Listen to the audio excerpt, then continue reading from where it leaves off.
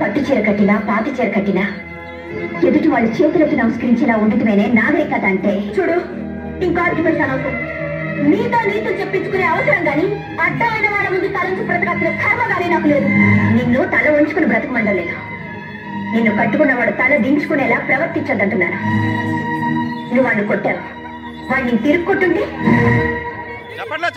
అయ్యేది, నీ కుటుంబ ప్రతిష్ట అయ్యేది. ఆడపిల్ల పుట్టింట్లో ఎంత గారాభంగా పెరిగినా అత్తవారింట్లో అణుకోతో బాధ్యతతో ప్రవర్తించాలి. అది తనకి అందు, ఆ కుటుంబానికి గౌరవం. గుర్తించు.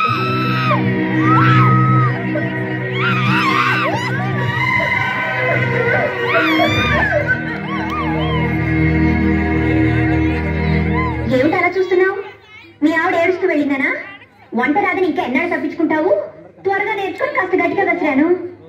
ఏ మీ ఆవిడ నేనేం అనకూడదా? ఆ హక్కు నీకు తప్ప ఇంకెవరికి ఉండదునా? ఇలాంటి దేవతకే కోపం వచ్చిందంటే అది చేసిన తప్పు చిన్నదే ఉండదు. నన్ను క్షమించు. అదే మాటలు రాజా.